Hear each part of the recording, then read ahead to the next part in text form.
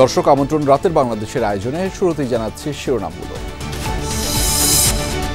চাঁদপুর মেঘনা নদীতে সারবাহী জাহাজ থেকে 5 জনের মরদেহ উদ্ধার, হাসপাতালে আরো 2 জনের মৃত্যু। ডাকাতি বা ব্যবসায়িক শত্রুতার জের ধারণা পুলিশের। আমরা 2টি নাম্বার পেয়েছি এবং অলরেডি আমরা মালিকের সাথে যোগাযোগের চেষ্টা করেছি। আমরা মালিকের নম্বরও পেয়েছি, মালিকের নাম পেয়েছি। তার সাথে যোগাযোগ করলে আমরা ডিটেলস সব পরিচয় আমরা পেয়ে যাব। শেখ হাসিনাকে ফেরাতে ভারতকে বাংলাদেশের কূটনৈতিক পত্র। আমরা তাকে যে চাওয়া হচ্ছে ফেরত বিচার ব্যবস্থার জন্য সেটা জানিয়েছি। ঢাকার চিঠি গ্রহণের কথা জানালো দিল্লি।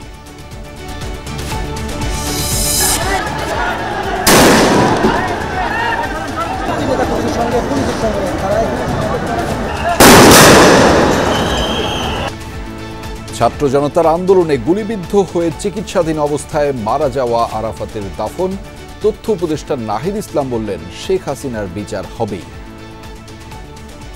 শেখ হাসিনা বাংলাদেশে আসবে কেবলমাত্র বিচারের মুখোমুখি হওয়ার জন্য, ফাঁসির কাস্টে ঝোলার জন্য। বিএনপির আন্দোলনের কারণেই ফ্যাসিবাদ হটাতে পেরেছে ছাত্ররা, বললেন মির্জা ফখরুল। ভোটের অধিকার আদায়ে আবার ঐক্যবদ্ধ হয়ে রাস্তায় নামার হুঁশিয়ারি। বিএনপি 15 বছর লড়াই করছে বলেই তো তোমরা পারছো বাবা, নাইলে এই জায়গাটা তো তৈরি হতো না।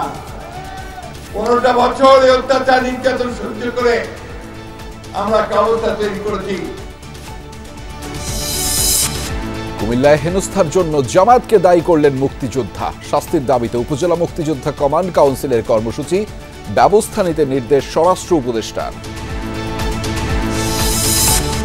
রাজধানীর কুর্মিটোলা হাসপাতাল থেকে চুরি যাওয়া নবজাতককে উদ্ধার করেছে র্যাব। জড়িত সন্দেহে 1 জন আটক। দর্শক, এছাড়াও রাতের বাংলাদেশে থাকছে। 2 সপ্তাহের মধ্যে শেষ হচ্ছে ড্যাব সংশোধনের কাজ, জানালেন রাজুক চেয়ারম্যান। বিতর্কিত বিধিমালার কারণে সংকটে আবাসন খাত, বলছে রিহ্যাব। ত্রুটিপূর্ণ বিশাল অঞ্চল পরিকল্পনা ড্যাব 2022-35 প্রণয়ন করেন, যার ফলে ঢাকা শহরের উন্নয়ন স্থবির হয়ে পড়েছে। এই ব্যাপারে আমাদের মন্ত্রণালয় এবং সরকার অত্যন্ত গুরুত্বের সাথে জিনিসটি বিবেচনা করছেন।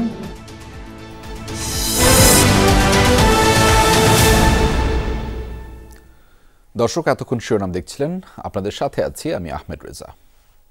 এবার জানাচ্ছি বিস্তারিত। চাঁদপুরে 7 জনের মরদেহ উদ্ধার নিয়ে চাঞ্চল্য তৈরি হয়েছে।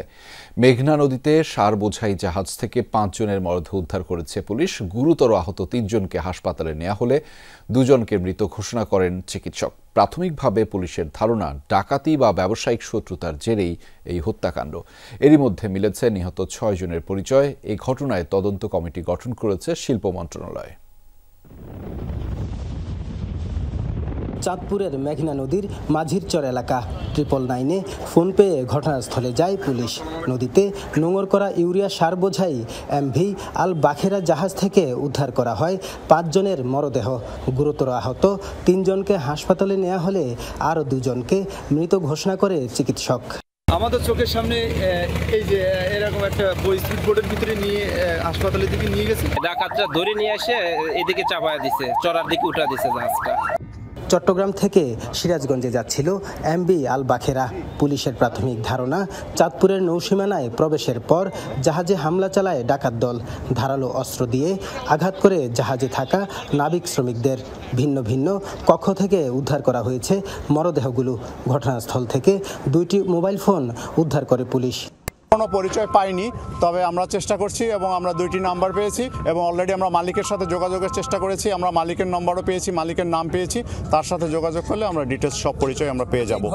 ডাকাতি না ব্যবসায়িক শত্রুতার জেরে এই হত্যাকাণ্ড, তা তদন্তে কাজ শুরু করেছে পুলিশ। আমরা এটা তদন্ত করছি। আসলে এটাকে দুর্ঘটনা হিসেবেও ধরে নিতে পারেন, একটা হত্যাকাণ্ড হিসেবে ধরে নিতে পারেন, বা এটাকে পরিকল্পিত কিছু হতে পারে, কিন্তু আমরা এখানে পুলিশি তদন্তের আগে এটা কিছু বলা যাচ্ছে না। এরই মধ্যে নিহতদের প্রাথমিক সুরতহাল প্রতিবেদন তৈরি করেছে নৌ পুলিশ। কাদের পলাশ, যমুনা নিউজ, চাঁদপুর। সাবেক প্রধানমন্ত্রী শেখ হাসিনাকে বিচারের মুখোমুখি করতে দেশে ফেরাতে উদ্যোগ নিচ্ছে সরকার। এরই মধ্যে এ নিয়ে দিল্লিকে নোট ভার্বাল বা কূটনৈতিক চিঠি পাঠিয়েছে পররাষ্ট্র মন্ত্রণালয়।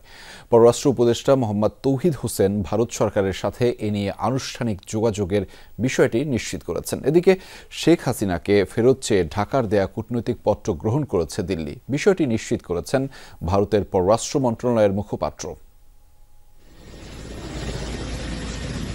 5 আগস্ট থেকেই দিল্লিতে ক্ষমতাচ্যুত প্রধানমন্ত্রী শেখ হাসিনা। 8 আগস্ট ডক্টর ইউনূসের নেতৃত্বে অন্তর্বর্তী সরকার গঠনের পর থেকেই টানাপোড়েনে ঢাকা দিল্লি সম্পর্ক। এই অস্বস্তির প্রধান ইস্যু যে দিল্লিতে শেখ হাসিনার অবস্থান তা স্পষ্ট হয়েছে দেশটির পররাষ্ট্র সচিব বিক্রম মিশ্রির ঢাকা সফরে। গণহত্যা, গুম খুন সহ নানা অভিযোগে শেখ হাসিনার বিরুদ্ধে বিভিন্ন থানায় এরই মধ্যে মামলা হয়েছে 300-র কাছাকাছি। মানবতা বিরোধী এসব অপরাধের বিচার হবে আন্তর্জাতিক অপরাধ ট্রাইব্যুনালে। এরই মধ্যে আওয়ামী লীগ প্রধানকে ফিরিয়ে আনার কথা বলেছে প্রসিকিউশন। জুলাই অভ্যুত্থানে সক্রিয় শক্তিগুলো দাবি তুলেছেন তাকে দেশে ফিরিয়ে আনার। 4 মাসের মাথায় শুরু হলো আনুষ্ঠানিক চেষ্টা। আমরা তাকে যে চাওয়া হচ্ছে ফেরত বিচার ব্যবস্থার জন্য সেটা জানিয়েছি।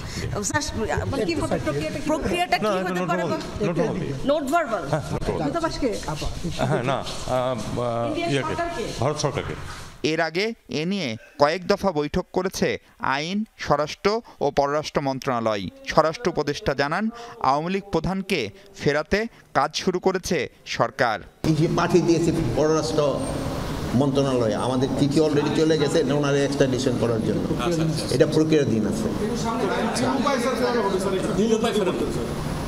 আমাদের সাথে তো ওনাদের এক্সট্রাডিশন ট্রিটি একটা আছে, ওই প্রক্রিয়া হবে, ওই চুক্তি অনুযায়ী হবে। এরই মধ্যে দ্রুততম সময়ে শেখ হাসিনা সহ গেল সরকারের অভিযুক্তদের বিরুদ্ধে তদন্ত শেষ করতেও নির্দেশ দিয়েছে আন্তর্জাতিক অপরাধ ট্রাইব্যুনাল।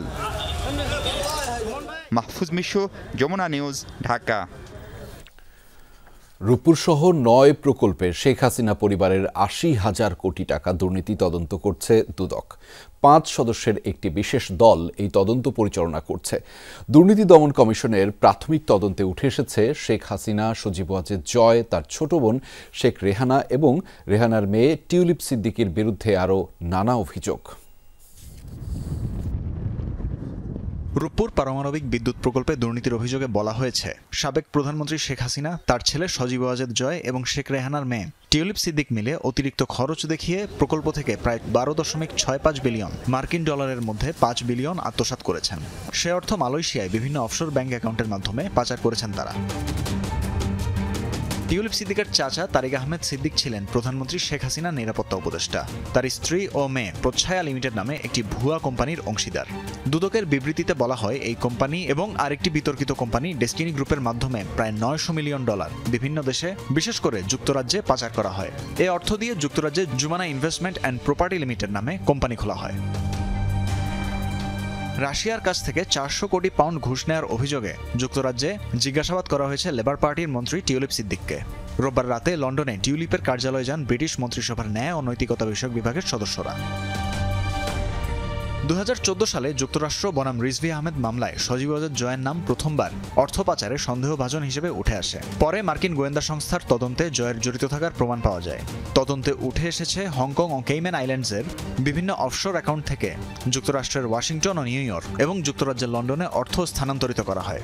মার্কিন বিচার বিভাগের সিনিয়র অ্যাটর্নি লিন্ডা স্যামুয়েলস এবং স্পেশাল এজেন্ট লা প্রেভট 300 মিলিয়ন মার্কিন ডলার বাংলাদেশ থেকে যুক্তরাষ্ট্রে স্থানান্তরের প্রমাণ পেয়েছেন।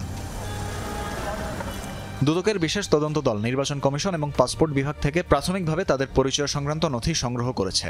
বাংলাদেশ ফাইন্যান্সিয়াল ইন্টেলিজেন্স ইউনিটের কাছে সংশ্লিষ্ট ব্যক্তিদের বিদেশি ব্যাংক অ্যাকাউন্টের নথি ও বিবরণ চেয়ে পাঠানো হয়েছে একটি বিশেষ অনুরোধপত্র। তানভীর মৌসুম, যমুনা নিউজ, ঢাকা। ফাঁসিতে ঝুলতে শেখ হাসিনাকে দেশে আসতেই হবে বলে মন্তব্য করেছেন তথ্য উপদেষ্টা নাহিদ ইসলাম। গণ আন্দোলনে গুলিবিদ্ধ হয়ে দীর্ঘ চিকিৎসা শেষে মৃত্যুর কোলে ঢলে পড়া আরাফাতের জানাজায় অংশ নিয়ে এই মন্তব্য করেছেন তিনি। বিকেলে কেন্দ্রীয় শহীদ মিনার প্রাঙ্গণে অনুষ্ঠিত হয় আরাফাতের প্রথম নামাজে জানাজা। 5 আগস্ট গুলিবিদ্ধ হওয়ার পর 4.5 মাস সিএমএইচে চিকিৎসাধীন ছিল আরাফাত। রোববার রাতে মারা যান তিনি। দ্বিতীয় জানাজা শেষে রাতেই উত্তরা 14 নম্বর সেক্টর কবরস্থানে দাফন করা হয় আরাফাতকে। রাজধানীর উত্তরার জামিয়া রাউজাতুল মাদ্রাসার 5ম শ্রেণীর ছাত্র আরাফাত হোসেন 5 আগস্ট ছাত্র জনতার বিজয়ের মিছিলে গিয়েছিল মাত্র 12 বছর বয়সী এই কিশোর, কিন্তু তখনও থেমে থেমে তুলছিল পুলিশের গুলি। উত্তরার আজিমপুরের সেই বিজয় মিছিলে হঠাৎই আরাফাতের বুকে লাগে একটি গুলি। ছিদ্র হয়ে যায় তার ফুসফুস, ক্ষতিগ্রস্ত হয় পাকস্থলী। কয়েক হাসপাতাল ঘুরে আরাফাতকে ভর্তি করা হয় সিএমএইচে। চিকিৎসা চলে 4 মাস 18 দিন। কথা ছিল উন্নত চিকিৎসার জন্য পাঠানো হবে বিদেশে, কিন্তু তার আগেই রোববার রাতে মৃত্যু হয় তার। উন্নত চিকিৎসার জন্য তার সব কাগজপত্রগুলো আমরা রেডি করি। আজকে তার ফ্লাইট করার কথা ছিল আর কি। প্রত্যেকটা মৃত্যুর বিচার চাচ্ছি দেশ ও সকলের কাছে। এই বিষয়গুলো আমাদের করা লাগবে। সোমবার বিকেল 3:30টায় কেন্দ্রীয় শহীদ মিনারে অনুষ্ঠিত হয় আরাফাতের নামাজে জানাজা। অংশ নেন তথ্য উপদেষ্টা নাহিদ ইসলাম, প্রধান উপদেষ্টার প্রেস সচিব শফিকুল আলম, ছাত্র আন্দোলনের অন্যতম সমন্বয়ক সার্জিস আলম সহ বিভিন্ন শ্রেণী পেশার মানুষ। জানাজার আগে আরাফাতের মরদেহ কেন্দ্রীয় শহীদ মিনারে আনা হলে তৈরি হয় শোকের আবহ। ছাত্র জনতাকে গুলি করে হত্যার বিচার দাবি করেন আরাফাতের বাবা। এরকম কোনো মায়ের সন্তান আর এরকম শিশু বাচ্চা কারো যেন সন্তান এই দেশের ভিতরে এরকম গুলিবিদ্ধ যেতে না হয়। জুলাই আন্দোলনে নিহত প্রতিটি পরিবারকে পুনর্বাসনের কথা বলেন প্রধান উপদেষ্টার প্রেস সচিব। প্রত্যেকটা খুনির বিচার হবে, একটা ছাড় দেওয়া হবে, বাদ যাবে না। নিশ্চিত থাকেন, এই বাংলাদেশ যতদিন থাকবে এই আরাফাতদেরকে আমরা ভুলবো না। আমরা যেন আমার এক শহীদ পরিবারকে অন্তত এটুকু বলতে পারি যে যেই খুনিরা আমার ভাইদের কিভাবে শহীদ করেছে সেই খুনিদের বিচারে বাংলার মাটিতে হয়েছে।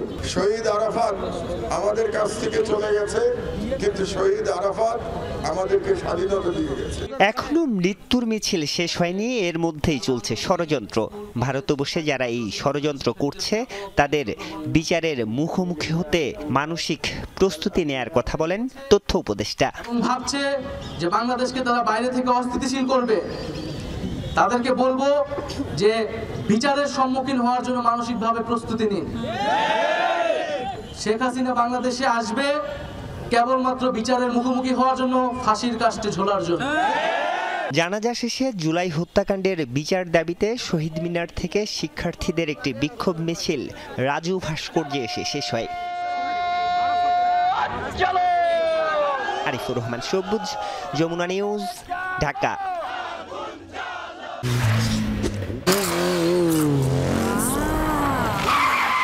New bike, nice. কপালে কপাল ঘষলাম, যদি একটা বাইক পাই। কপালে কপাল না ঘষে স্ক্র্যাচ কার্ড ঘষ। টিটোস কিনো স্ক্র্যাচ কার্ড ঘষো। প্যাকের কিউআর স্ক্যান করে গেম খেলো আর জিতে নাও বাইক আর এক্সাইটিং সব পুরস্কার। টিটোস, বাইক হবে জোস। আবারও ঐক্যবদ্ধ হয়ে ভোটের অধিকার আদায়ে রাস্তায় নামতে হবে। দেশের জন্য প্রয়োজনে আরেকটা লড়াইয়ের হুঁশিয়ারিও দিয়েছেন বিএনপি মহাসচিব মির্জা ফখরুল ইসলাম আলমগীর। ঠাকুরগাঁয়ে শিবগঞ্জের জনসভায় আওয়ামী নির্যাতনের ইতিহাস তুলে ধরে বলেন, বিএনপি 15 বছর লড়াই করেছে বলেই ছাত্ররা ফ্যাসিবাদী সরকারের পতন ঘটাতে পেরেছে। সহকর্মী শাহরিয়ার সৈকতের ক্যামেরায় ঠাকুরগাঁও থেকে আমাদের বিশেষ প্রতিনিধি সাইফুদ্দিন রবিনের রিপোর্টে থাকছে বিস্তারিত। ধানের শীষ নিয়ে জনসভাস্থলে হুইলচেয়ারে এলেন বয়োবৃদ্ধ ইয়াসিন আলী। সাতুর্ধ আফসার আলীর শরীর জুড়ে বিএনপির নির্বাচনী প্রতীক। কথা বলতে গিয়ে আবেগাপ্লুত। 3 বার ধান দিছি, 3 বার। তবু আমি বিএনপি ছাড়ি না। মনে রাখেন, আমার যদি জীবন যাতে চলে যাবে। তবু আমি বিএনপি ছাড়বো না। স্বাধীন হয়েছে, স্বাধীনতার মধ্যে কথা বলতে পারছি, এইটাই আমার আনন্দ লাগছে। ঠাকুরগাঁওয়ের শিবগঞ্জ ডিগ্রি কলেজ মাঠের এই জনসভা ঘিরে বেলা 12টা থেকে বিএনপির বিভিন্ন ওয়ার্ড ও ইউনিয়ন পর্যায়ের নেতারা আসতে শুরু করেন। বিএনপি মহাসচিব মির্জা ফখরুল ইসলাম আলমগীরের নিজ নির্বাচনী এলাকায় তার অংশগ্রহণ সমাবেশকে করেছে উৎসব মুখর।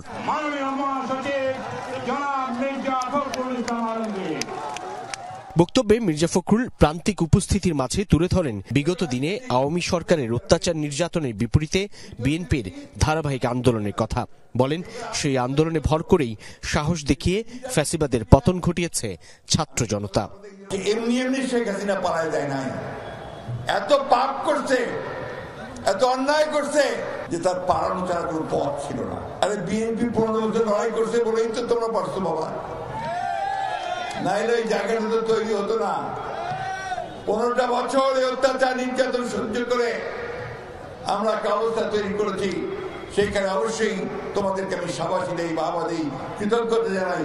তৃণমূলের এই জনসভায় মির্জা ফখরুল বলেন, শান্তিতে নির্বাচন করতে চায় বিএনপি, যার মধ্য দিয়ে প্রতিষ্ঠিত হবে জনগণের ক্ষমতা। হুঁশিয়ার করেন প্রয়োজনে ঐক্যবদ্ধ হয়ে আবারও 5 আগস্টের মতো রাজপথে নামার। আমাদের দুর্ভাগ্য যে আমরা এখন পর্যন্ত একটা ব্যবস্থা করতে পারলাম না, যে ব্যবস্থায় প্রতি 4 বছর বা 5 বছর পর পর আমরা একটা ভোট করব, সেই ভোটে আমরা আমাদের পছন্দ মতো লোককে বাছাই করে আমরা পার্লামেন্টে পাঠাবো। আমরা দেশের জন্য, মানুষের জন্য দরকার আরেকটা লড়াই লড়তে হবে যদি প্রয়োজন হয়। দায়িত্বশীল ব্যক্তিদের ভুল, উত্তেজনাকর, বিভ্রান্তিকর বক্তব্য দেয়া থেকে বিরত থাকার আহ্বানও জানান বিএনপি মহাসচিব। প্রতিশোধ, প্রতিহিংসা নয়, ঐক্যবদ্ধভাবে দেশকে এগিয়ে নেয়ার তাগিদও দেন তিনি। দেশটা কারো বাপের না ভাই, এটা আমার রক্তের পানি করা দেশ। আমরা সবাই জান দিয়ে পেয়েছি বাংলা, কারো দানে পাওয়া নয়। ষড়যন্ত্র হচ্ছে, সেই ষড়যন্ত্র হচ্ছে বিএনপিকে ঘিরেও, এমন শঙ্কার কথা জানিয়েছেন খোদ দলটির ভারপ্রাপ্ত চেয়ারম্যান। তবুও মানুষের আস্থা ও বিশ্বাস অর্জনে মানুষের কাছেই আসার সিদ্ধান্ত দলটির। বিএনপি মহাসচিব মির্জা ফখরুল ইসলাম আলমগীর যেন সেই সিদ্ধান্তেরই প্রতিফলন ঘটালেন নিজের নির্বাচনী এলাকার প্রান্তিক জনগোষ্ঠীর কাছে এসে। এই জনসভার মঞ্চ থেকে তুলে ধরেন নির্বাচনের গুরুত্ব, বললেন জনগণই সকল ক্ষমতার উৎস। Saiful Robin, Jamuna news, Shibganj, Thakurgaon. GPH quantum B600TR বাংলাদেশের উচ্চ শক্তি সম্পন্ন একমাত্র রড। সংস্কার ছাড়া কোনো গতি নেই উল্লেখ করে আইন উপদেষ্টা ডক্টর আসিফ নজরুল বলেছেন, ঐক্যমত থাকলে যে দলই ক্ষমতায় আসুক তা পরিবর্তন করতে পারবে না। তিনি জানান, যেসব বিষয়ে জাতীয় ঐক্যমত রয়েছে সেসব সংস্কার কার্যকরে মৌখিক অনুমতি দিয়েছেন প্রধান উপদেষ্টা। সেমিনারে আইনজ্ঞরা বলেছেন, দ্রুত মামলা জট কমানোর উদ্যোগ না নিলে বিচার ব্যবস্থা ভেঙে পড়ার আশঙ্কা রয়েছে। রাজধানীর সেরিডাপ মিলনায়তনে গণতান্ত্রিক পুনর্গঠনের জন্য সংলাপ, বিচার বিভাগ প্রসঙ্গ শীর্ষক সেমিনারের আয়োজন করে সেন্টার ফর গভর্নেন্স স্টাডিজ। সংলাপে অংশ নেন আইন উপদেষ্টা, চিফ প্রসিকিউটর, রাজনীতিবিদ সহ সিনিয়র আইনজীবীরা। এ সময় সবার বক্তব্যে উঠে আসে বিচার বিভাগে দলীয়করণ, অব্যবস্থাপনা, দুর্নীতি, মামলা জট সহ নানা অনিয়মের কথা। এভিডেন্সটা হয়ে যাচ্ছে সাক্ষী বেসড, জেরা বেসড, সেখানে লয়ারদের জেরা শেখার সুযোগ কোথায়? আমাদের আইনজীবীদের সংখ্যা অনেক বেড়েছে, বাট বিচারপতিদের সংখ্যা কেন জানি বাড়ে না। আইন আপনি কাগজে লিখে রাখলেন, সেটাকে এনফোর্স করার জন্য যদি শক্তি প্রয়োগের ব্যবস্থা না থাকে এবং ইচ্ছা না থাকে, তাহলে এটা অর্থহীন। বিচারকদের উপর রাজনৈতিক চাপের কথা উল্লেখ করে আন্তর্জাতিক অপরাধ ট্রাইব্যুনালের চিফ প্রসিকিউটর তাজুল ইসলাম এজন্য রাজনৈতিক বিবেচনায় বিচারক নিয়োগ বন্ধ ও বিচার ব্যবস্থা সংস্কারের তাগিদ দেন তিনি। রাজনৈতিক বিবেচনায় বিচারক নিয়োগ এবং রাজনৈতিক স্বার্থে বিচার ব্যবস্থাকে ব্যবহার যখন করা হয়, তখন তাদের এই সুযোগকে কাজে লাগিয়ে এই বিচারকরাও তখন দুর্নীতির আশ্রয় গ্রহণ করতে থাকেন। ফলে আমাদেরকে অনেক বিচারককে ছুটিতে পাঠাতে হয়, কত কিছু করতে হচ্ছে। আইন উপদেষ্টা বলেন, ঐক্যমত্যের ভিত্তিতে সংস্কার করা হলে পরবর্তীতে যে দলই ক্ষমতায় আসুক তাকেও পরিবর্তন করতে পারবে না। বছর খানেক সময় পাই, অন্তত এই কাজগুলো করে যাব, তারপর অনেক কাজ বাকি থাকবে। তারপর পলিটিক্যাল পার্টির ওনারশিপের একটা ব্যাপার আছে, নেক্সট গভর্নমেন্ট এসে অনেক কিছুই বাতিল করে দিতে পারে। সংস্কার যতই বহুল চর্চিত এবং অনেকাংশে অ্যালার্জিক একটা শব্দ হয়ে যায়, সংস্কার ছাড়া তো আমাদের গতি নাই। উচ্চ আদালত অসীম ক্ষমতা ব্যবহার করে শেখ হাসিনার ফ্যাসিবাদকে টিকিয়ে রেখেছিল বলে মন্তব্য করেন আইন উপদেষ্টা। আপনি দলবাজ না হলে অ্যাটর্নি জেনারেল অফিস হোক আর পাবলিক প্রসিকিউশন সার্ভিসে হোক, সেখানে আইনজীবী হিসেবে নিয়োগ পাওয়ার সুযোগ খুবই কম। ফয়সাল মাহমুদ, যমুনা নিউজ, ঢাকা। প্রধান উপদেষ্টা অধ্যাপক মোহাম্মদ ইউনূসের সঙ্গে বিদায়ী সাক্ষাৎ করেছেন বিশ্বব্যাংকের কান্ট্রি ডিরেক্টর আব্দুল্লাহ শেখ। সোমবার রাষ্ট্রীয় অতিথি ভবন যমুনায় যান বিশ্বব্যাংকের কান্ট্রি ডিরেক্টর। বিভিন্ন প্রকল্পের মাধ্যমে অবকাঠামো, জলবায়ু সহনশীলতা, সেবা খাত ডিজিটালাইজেশন, শিক্ষা, স্বাস্থ্যসেবা এবং দারিদ্র্য বিমোচনের মতো গুরুত্বপূর্ণ খাতে সহায়তা করার জন্য ধন্যবাদ জানায় প্রধান উপদেষ্টা। বৈঠকে শেখ প্রধান উপদেষ্টাকে জানান, গত 19 ডিসেম্বর বিশ্বব্যাংক প্রায় $1.2 বিলিয়ন 3টি অর্থায়ন অনুমোদন করেছে, যা বাংলাদেশের জলবায়ু সহনশীলতা ও পরিবেশগত স্থায়িত্ব নির্মাণে এবং চট্টগ্রাম শহরে স্বাস্থ্য, পুষ্টি ও পানি স্যানিটেশন সেবার উন্নয়নে সহায়তা করবে। শেখ আরও প্রতিশ্রুতি দেন যে বাংলাদেশের অন্তর্বর্তীকালীন সরকার যে গুরুত্বপূর্ণ সংস্কারমূলক উদ্যোগ নিয়েছে, বিশ্বব্যাংক তা সমর্থন করবে। বাংলাদেশকে আওয়ামী লীগ ভারতের কাছে ইজারা দিয়েছিল। ক্ষমতার জন্য তারা ষড়যন্ত্র করে বিডিআর সদস্যদের প্রাণ নিয়েছে, এমন মন্তব্য করেছেন জামায়াতে ইসলামীর আমির ডাক্তার শফিকুর রহমান। উত্তরবঙ্গ সফর উপলক্ষে রাত 8:30টায় সৈয়দপুর বিমানবন্দরে পৌঁছেন জামায়াতে ইসলামীর আমির। পরে রংপুরের পাগলা পীরে এক পথসভায় এই মন্তব্য করেছেন। তিনি বলেছেন, 26 লাখ কোটি টাকা লুটপাটের জন্য শেখ হাসিনা সহ আওয়ামী লীগের নেতাদের আইনের আওতায় আনার দাবি জানিয়েছেন ডাক্তার শফিকুর রহমান। সদর উপজেলার আয়োজনে পথসভায় কেন্দ্রীয় ও স্থানীয় নেতৃবৃন্দ বক্তব্য রাখেন। আগামীকাল সকালে গাইবান্ধায় জনসভা এবং দুপুরে মিঠাপুকুরে পথসভায় বক্তব্য রাখবেন জামায়াতের আমির। ক্ষমতা থেকে যখন পালায় যায় তখন দেশকে অস্থির করার জন্য চেষ্টা করে, প্রতি মুহূর্তে তারা ষড়যন্ত্র করার চেষ্টা করে। 15.5 বছর শাসন করে নাই, 15.5 বছর বাংলাদেশকে শ্মশানে পরিণত করেছে, মানুষের শান্তির ঘুম কেড়ে নিয়েছে। কুমিল্লায় লাঞ্ছনার জন্য জামাত শিবিরের কর্মীদের দায়ী করেছেন মুক্তিযোদ্ধা আব্দুল হাই কানু। ঘটনার পর এলাকা ছাড়তে বাধ্য হয়েছেন তিনি। আইনি কোনো পদক্ষেপ নেওয়া হয়নি, এখনও পলাতক রয়েছেন অভিযুক্তরাও। তবে জামাতের উপজেলা সাধারণ সেক্রেটারির দাবি, ব্যক্তিগত কারণে এই লাঞ্ছনার ঘটনা, এতে রাজনৈতিক সংশ্লিষ্টতা নেই। নিজ গ্রামেই অপমান হেনস্থার শিকার হলেন এই মুক্তিযোদ্ধা। ঘটনায় তোলপাড় দেশ জুড়ে। কুমিল্লার 14 গ্রামের পাতরডা গ্রামে লাঞ্ছনার পর এলাকা ছাড়া করা হয় মুক্তিযোদ্ধা আব্দুল হাই কানুকে। প্রত্যক্ষদর্শীদের দাবি, স্কুল কমিটির নির্বাচন নিয়ে আব্দুল হাইয়ের সাথে বিরোধ ছিল একই গ্রামের আবুল হাশেমের বড় ভাইয়ের সাথে। এরই জেরে রোববার হাশেমের নেতৃত্বে 10 থেকে 12 জন মুক্তিযোদ্ধা আব্দুল হাইকে অপদস্থ করে। আব্দুল হাই কানু বিগত কয়েকটা বছর, প্রায় 18 বছরে এই দেশের এই অত্র এলাকায় নির্যাতিত। এই অত্র এলাকায় না, সারা যদি 14 গ্রাম চিন্তা করেন তাও সে ভাইরাল। 2টা রিং পরেছে ওনার বুকে। আমি এইভাবে বলছি, ফোলা বানিয়ে হয়তো উনি মারাও যেতে পারে। এটা সব ছেড়ে দিয়ে যা করছো এতটুকু শেষ, ওনাকে এখন ছেড়ে দাও। ঘটনার পর ফেনীতে এক আত্মীয়ের বাড়িতে আশ্রয় নিয়েছেন মুক্তিযোদ্ধা। কৃষক লীগের রাজনীতির সাথে যুক্ত কানু কেন্দ্রীয় কমিটির সদস্য, করেছেন এমপি নির্বাচনও।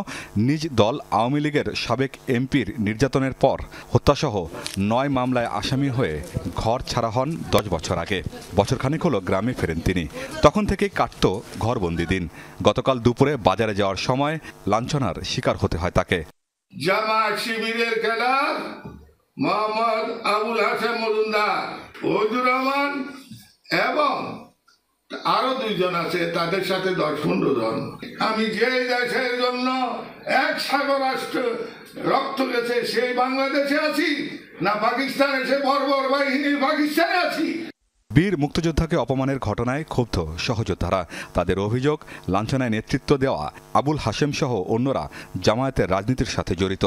তারাদের নামের আগে তারা রাজনৈতিকভাবে জামাতের রাজনীতি করে, এটা সর্বজন স্বীকৃত। আমরা মামলা করব, পরবর্তী পর্যায়ে আমরা যত উঠে যাওয়া প্রতিবাদ, প্রতিরোধ সবকিছু আমরা আস্তে আস্তে সবকিছু করব। উপজেলা জামায়াত সেক্রেটারির দাবি, কোনো রাজনৈতিক কারণে নয়, পারিবারিক বিরোধের জেরে লাঞ্ছিত হয়েছেন আব্দুল হাই। মুক্তিযোদ্ধা আব্দুল হাই কানু ব্যক্তিগত, পারিবারিক, সামাজিক এবং তার নিজ দলীয় রাজনৈতিক কর্মী হত্যা সহকারে অনেক মামলার আসামি এবং তাদের ব্যক্তিগত বিরোধ রয়েছে। সেই কারণে এরকম কোনো ঘটনা হয়েছে কিনা জানি না। যারা এই ঘটনার সাথে জড়িত বাংলাদেশ জামাত ইসলামীর সাথে তাদের কোনো সম্পর্ক নাই। পুলিশ বলছে অভিযোগ ও ভিডিও ফুটেজ দেখে জড়িতদের চিহ্নিত করার চেষ্টা চলছে। আমরা একটা টিমের মতোই কাজ করছি এবং এটা আমরা গুরুত্ব সহকারে নিয়েই আমরা এই সকল যারা এটার সাথে জড়িত তাদের ধৃত করার চেষ্টা করছি। দোষীদের দ্রুত আইনের আওতায় আনা হবে বলছেন স্বরাষ্ট্র উপদেষ্টা। কিছু সংখ্যক তো দুষ্কৃতিকারী সব জায়গায় রয়ে গেছে এবং যে দুষ্কৃতিকারী তাকে হেনস্থা করছে তাদের আমরা আইনের আওতায় অবশ্যই নিয়ে আসবো। মুক্তিযোদ্ধা লাঞ্ছনার ঘটনায় নিন্দা জানিয়ে বিবৃতি দিয়েছে প্রধান উপদেষ্টার কার্যালয়। আমিন বাবু, যমুনা নিউজ। রাজধানীর কুর্মিটোলা হাসপাতাল থেকে চুরি হওয়া নবজাতক শিশুকে উদ্ধার করেছে র্যাব গোয়েন্দা শাখা। এ ঘটনায় জড়িত একজনকে গ্রেফতার করা হয়েছে। গত ২০ ডিসেম্বর কুর্মিটোলা হাসপাতাল থেকে সদ্য ভূমিষ্ঠ নবজাতক শিশুকে চুরি করে নিয়ে যায় সংগঠিত চোর চক্র। ঘটনার পর থেকেই সিসি ক্যামেরার ফুটেজ বিশ্লেষণ এবং তথ্য প্রযুক্তির মাধ্যমে নবজাতক শিশুটিকে উদ্ধারে কাজ শুরু করে র্যাব গোয়েন্দা শাখা। এরই ধারাবাহিকতায় সোমবার বিকেল 4:45টার দিকে রাজধানীর উত্তরখান থেকে 4 দিন বয়সের এই নবজাতককে উদ্ধার করা হয়। এই ঘটনায় গ্রেফতার করা হয় একজনকে। পিলখানায় বিডিআর হত্যার তদন্তে 7 সদস্যের কমিশন গঠন হয়েছে জানিয়েছেন স্বরাষ্ট্র উপদেষ্টা অবসরপ্রাপ্ত লেফটেন্যান্ট জেনারেল জাহাঙ্গীর আলম চৌধুরী। বলেছেন, কমিশনের সভাপতি হবেন বিজিবির সাবেক মহাপরিচালক ALM ফজলুর রহমান। এছাড়া সামরিক বাহিনীর 2 জন, ঢাকা ও জগন্নাথ বিশ্ববিদ্যালয়ের 1 জন করে শিক্ষক, সিভিল সার্ভিসের 1 জন ও পুলিশের 1 জন সিনিয়র কর্মকর্তা থাকবেন এই সদস্য হিসেবে। 2009 সালের 25 ফেব্রুয়ারি পিলখানায় ঘটে নির্মম হত্যাকাণ্ড। এই ঘটনায় কমিশন গঠনে হাইকোর্টের নির্দেশনা ছিল। স্বাধীন তদন্ত কমিশন গঠন করতে বৈষম্য বিরোধী ছাত্র আন্দোলনের দাবিও ছিল। তখন কমিশন গঠনে অন্তর্বর্তীকালীন সরকারের গড়িমসির অভিযোগ তুলে মন্ত্রণালয় ঘেরাওয়ের ঘোষণাও আসে। স্বরাষ্ট্র উপদেষ্টা তখন বলেছিলেন, কমিশন নয়, বিডিআর হত্যা তদন্তে 5 কর্মদিবসের মধ্যে কমিটি গঠন করা হবে। তবে 5 দিনের মাথায় সোমবার তিনি জানালেন, কমিটি নয়, 7 সদস্যের কমিশন গঠনের অনুমোদন দিয়েছেন প্রধান উপদেষ্টা। পিলখানায় বিজিবি দিবসের অনুষ্ঠানে একথা জানান স্বরাষ্ট্র উপদেষ্টা। এই কমিটির সদস্য সংখ্যা হবে হলো 7 জন এবং আমাদের এইখানকার এক মহাপরিচালক ছিলেন ALM ফজলুর রহমান, স্যারে হচ্ছেন এটার সভাপতি এবং এর সাথে আমাদের সামরিক বাহিনী আরও 2 জন সদস্য থাকবেন, সিভিল সার্ভিস থেকে 1 জন থাকবেন এবং ঢাকা ইউনিভার্সিটি থেকে 1 জন শিক্ষক থাকবেন, জগন্নাথ ইউনিভার্সিটি থেকে 1 জন শিক্ষক থাকবেন, পুলিশের 1 জন উপরের লেভেলের 1 জন কর্মকর্তা থাকবেন। উপদেষ্টা বলেন, নতুন করে রোহিঙ্গাদের প্রবেশ করতে না দেওয়ার বিষয়ে আগের সিদ্ধান্তে অটল আছে অন্তর্বর্তীকালীন সরকার, কিন্তু তারপরও অনেকে ঢুকেছে বলেও জানান তিনি। আমরা রোহিঙ্গাদের কোনো অবস্থায় প্রবেশ করতে দিব না। 2017 সালের পরে থেকে মানে ওই গণনা তো ওই সময় হয়েছে, এরপরে থেকে যে এইটা হয়েছে, এটার অনুমান প্রায় 50,000 হতে পারে, 60,000 হতে পারে। এটা প্রায় 1.5 থেকে 2 বছরের ভিতরে, গত 1.5-2 বছরের ভিতরে। বিজিবি দিবসে বীর মুক্তিযোদ্ধাদের সম্মাননা স্মারক তুলে দেন স্বরাষ্ট্র উপদেষ্টা। যে দুষ্কৃতিকারী তাকে হেনস্থা করছে তাদের আমরা আইনের আওতায় অবশ্যই নিয়ে আসবো। শাকিল হাসান, যমুনা নিউজ, ঢাকা। নানামুখী উদ্যোগের পরও নিয়ন্ত্রণে আসেনি মূল্যস্ফীতি। তবে রেমিট্যান্স বৃদ্ধি, বৈদেশিক লেনদেনের সমতা আশায় কিছুটা স্বস্তি ফিরেছে। পরিকল্পনা উপদেষ্টা ডক্টর ওয়াহিদ উদ্দিন মাহমুদ মনে করেন, অর্থনীতিতে স্বস্তি ফেরানোর মূল কাজ এখন শুরু করবে মন্ত্রণালয়। একনেক পরবর্তী ব্রিফিংয়ে জানিয়েছেন, তেল গ্যাস অনুসন্ধানে এতদিন গুরুত্ব দেওয়া হয়নি, আমদানিতেই বেশি ছিল আগ্রহ। সভায় বাতিল করা হয়েছে মৌলভীবাজারের বঙ্গবন্ধু সাফারি পার্ক প্রকল্প। নিজস্ব কূপ থেকে গ্যাস উত্তোলনে আগ্রহ দেখায়নি শেখ হাসিনা সরকার। তরলীকৃত প্রাকৃতিক গ্যাস বা LNG এবং কয়লাভিত্তিক উৎপাদনেই ছিল বেশি আগ্রহ। সোমবার প্রধান উপদেষ্টার সভাপতিত্বে জাতীয় অর্থনৈতিক পরিষদের নির্বাহী কমিটি একনেক সভা শেষে ব্রিফিংয়ে জ্বালানি খাতের দুর্বলতার দিক তুলে ধরেন পরিকল্পনা উপদেষ্টা। জানান, শক্তিশালী করা হয়নি বাপেক্স, অবহেলিত ছিল গ্যাস খাত। এতদিন এই গ্যাসের রিজার্ভগুলো দিকে না তাকিয়ে আমরা কেন LNG ইম্পোর্টের দিকে এত বেশি বা কয়লা দিকে এত বেশি ঝুঁকে গেলাম? দরকার হতো, কিন্তু নিজেদের যে গ্যাস আছে ওগুলোকে তো আরও বেশি কাজে লাগানো অনুসন্ধান করা উচিত ছিল। বাপেক্সের যদি সক্ষমতার অভাব আছে তাহলে বাপেক্সকে আরো শক্তিশালী করার দরকার ছিল। উপদেষ্টা মনে করেন বড় প্রকল্পে আগ্রহ দেখিয়েছে বিগত সরকার।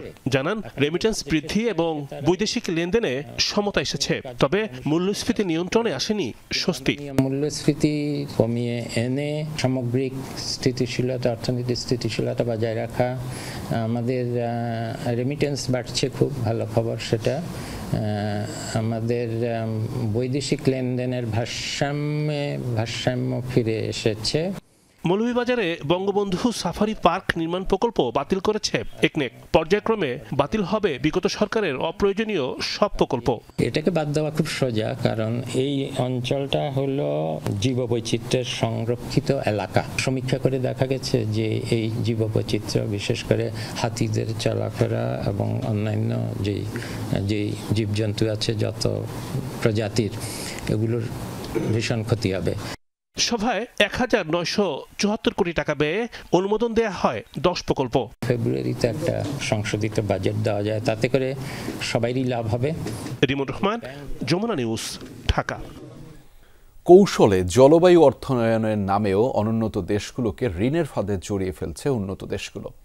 তারা কার্বন নিঃসরণ না কমিয়ে কার্বন বাণিজ্যের দিকে ঝুঁকছে বলে মনে করছেন পরিবেশ কর্মী ও বিশেষজ্ঞরা।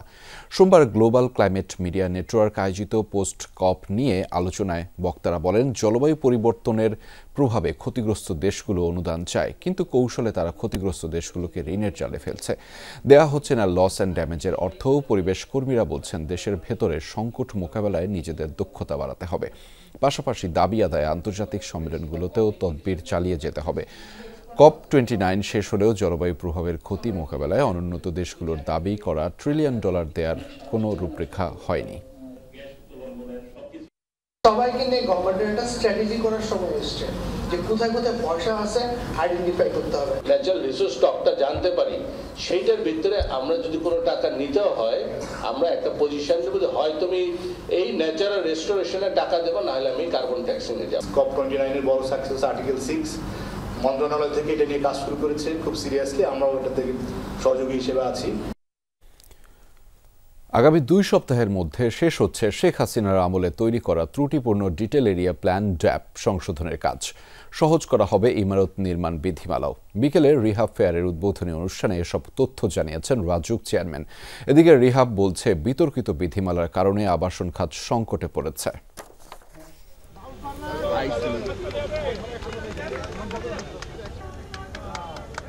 রাজধানীর বিআইসিসিতে 5 দিনব্যাপী রিহাব ফেয়ারের উদ্বোধন করেন রাজধানী উন্নয়ন কর্তৃপক্ষ রাজুক চেয়ারম্যান। এ সময় আবাসন খাতের ব্যবসায়ীরা বিগত সরকারের আমলে তৈরি করা ড্যাপ এবং ইমারত নির্মাণ বিধিমালার নানা ত্রুটি তুলে ধরেন। রাজুক চেয়ারম্যান জানান, অংশীজনদের সাথে আলোচনা করে ত্রুটিপূর্ণ ড্যাপ সংশোধন করা হচ্ছে। গুরুত্ব পাচ্ছে পরিবেশ সুরক্ষার বিষয়। 2 সপ্তাহের মধ্যে সংশোধনের কাজ শেষ করা হবে। জানান, সহজ করা হচ্ছে ইমারত নির্মাণ বিধিমালাও। এই ব্যাপারে আমাদের মন্ত্রণালয় এবং সরকার অত্যন্ত গুরুত্বের সাথে জিনিসটি বিবেচনা করছেন এবং আমরা মোটামুটি গুছিয়ে নিয়ে আসছি এবং বিধিমালাটা এমনভাবে করা হচ্ছে যাতে করে আমাদের যে অকুপেন্সি সার্টিফিকেট, যেটা আগে অনেক, আমি বলবো এক কথায় যে সমস্যা সংকুল ছিল, বিধিমালার যে বিষয়টা, এটা আশা করি আগামী 2 সপ্তাহের মধ্যে মোটামুটি আমরা শেষ করে ফেলবো। কৃষি জমি এবং জলাশয় নষ্ট করে ভবন নির্মাণ করা যাবে না উল্লেখ করে রাজুক চেয়ারম্যান বলেন, নির্ধারিত সময়ের মধ্যে ফ্ল্যাট হস্তান্তর করতে হবে। চুক্তির বাইরে ক্রেতার কাছে অতিরিক্ত কোনো অর্থ দাবি করা যাবে না। র্যাবের পক্ষ থেকে যেসব ফ্ল্যাটগুলো করা হয়, এটা অনেক সময় নেওয়া হয়। যদি 3 বছরের কথা থাকে, আমার কাছে এমনও কমপ্লেন থাকে যেটা 6 বছরে শেষ হচ্ছে না। এটি একটি বিষয়। এবং ওই যে পাওয়ার অফ অ্যাটর্নি, তারপরে সময় মতো ফ্ল্যাটগুলো হ্যান্ডওভার না করা এবং ফ্ল্যাট শেষ হওয়ার পরেও অতিরিক্ত টাকা দাবি করা, আমি সবার কথা বলছি না, অনেক ক্ষেত্রে এই ধরনের সমস্যা হয়। রিহাব সভাপতি জানান, নির্মাণ সামগ্রী এবং নিবন্ধন খরচ বেড়েছে। পাশাপাশি ত্রুটিপূর্ণ বিধির কারণে সংকটে পড়েছে আবাসন খাত। বৈষম্যমূলক ও ত্রুটিপূর্ণ বিশদ অঞ্চল পরিকল্পনা ড্যাপ 2022-35 প্রণয়ন করেন, যার ফলে ঢাকা শহরের উন্নয়ন স্থবির হয়ে পড়েছে। আমি বলবো এবং সৃষ্টি করা হয়েছে ভবন নির্মাণে নগরবাসীর মধ্যে বৈষম্য। রিয়া ফেয়ারে অংশ নিয়েছে 110টি প্রতিষ্ঠান। আবাসন খাতের পাশাপাশি আর্থিক প্রতিষ্ঠানেরও স্টল রয়েছে। মাসুদুজ্জামান রবিন, যমুনা নিউজ, ঢাকা। গ্রেফতার হওয়ার ভয়ে পোল্যান্ড সফর বাতিল করলেন ইসরায়েলি প্রধানমন্ত্রী বেনিয়ামিন নেতানিয়াহু। আইসিসির পরোয়ানা জারির প্রেক্ষিতে গ্রেফতার এড়াতে এই সিদ্ধান্ত ইসরায়েলি প্রধানমন্ত্রীর। পোল্যান্ডের উপপররাষ্ট্রমন্ত্রী লাদিস্লা বার্তোস-জেউস্কি জানিয়েছেন, আন্তর্জাতিক আদালতের পরোয়ানা থাকায় ওয়ারশতে এলে তাকে গ্রেফতার করা হবে। পোল্যান্ডের এমন সতর্কবার্তার পর দেশটিতে নেতানিয়াহুর সফর বাতিল করে তেল আবিব। আগামী মাসে পোল্যান্ডে অশউইৎজ নির্যাতন ক্যাম্পের ৮০তম বার্ষিকী উদযাপন হবে। ওই অনুষ্ঠানে ইসরায়েলি প্রধানমন্ত্রী বেনিয়ামিন নেতানিয়াহুর যোগ দেওয়ার কথা ছিল। দর্শক, এই ছিল রাতের বাংলাদেশের আয়োজনে। এতক্ষণ আমাদের সাথে থাকার জন্য আপনাদের সবাইকে ধন্যবাদ।